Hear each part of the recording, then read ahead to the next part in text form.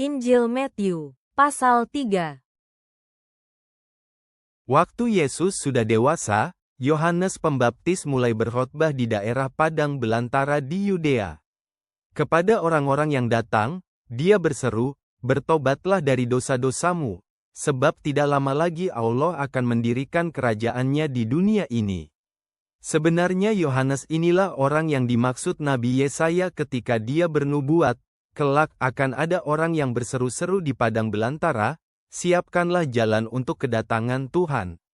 Luruskanlah jalan baginya." Yohanes mengenakan pakaian dari bulu unta dan ikat pinggang dari kulit binatang. Dia sering makan belalang dan madu lebah liar.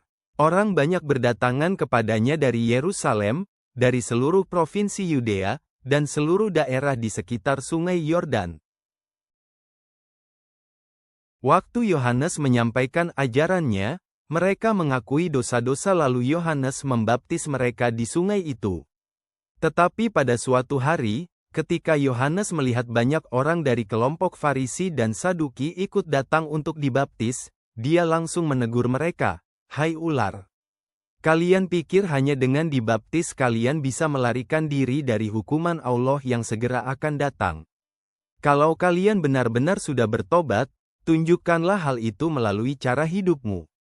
Jangan berkata dalam hatimu, 'Aku tidak akan kena hukuman Allah karena aku keturunan Abraham.' Saya katakan kepadamu, sesungguhnya Allah sanggup menjadikan keturunan bagi Abraham dari batu-batu ini. Seperti petani yang menebang dan membakar pohon yang tidak pernah berbuah, demikianlah Allah sekarang sudah siap membinasakan setiap orang dari bangsa Israel yang tidak hidup sesuai kehendaknya. Saya hanya membaptis orang dengan air sebagai tanda bahwa mereka bertobat. Tetapi sesudah saya, akan datang seorang yang lebih berkuasa daripada saya, dan saya tidak layak untuk melayani dia, sekalipun hanya membawakan sandalnya. Dialah yang akan membaptis kalian masing-masing dengan Roh Kudus.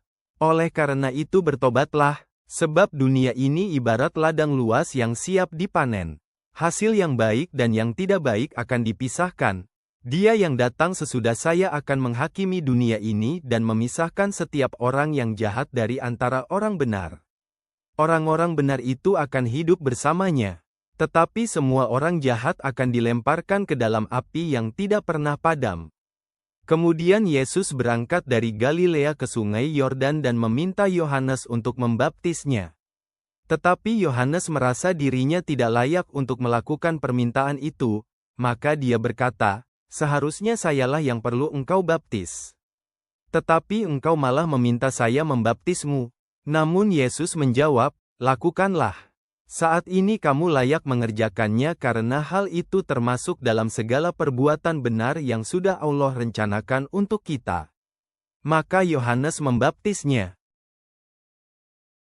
Sesudah Yesus dibaptis, pada saat dia keluar dari air, tiba-tiba langit terbuka dan Yesus melihat Roh Allah turun seperti burung merpati dan hinggap padanya.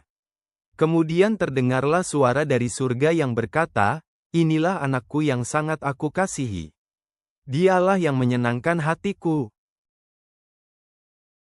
Tuhan yang penuh kasih, terima kasih karena Engkau telah memanggil Yohanes Pembaptis untuk mempersiapkan jalan bagi putramu. Ajarkan kami untuk bertobat dan berjalan dalam kerendahan hati, siap menyambut kerajaan-Mu. Sucikan hati kami sebagaimana Yesus dibaptis untuk menggenapi segala kebenaran. Biarlah hidup kami menjadi kesaksian bahwa Juru Selamat telah datang. Dalam nama Juru Selamat kami, Yesus Kristus. Amin.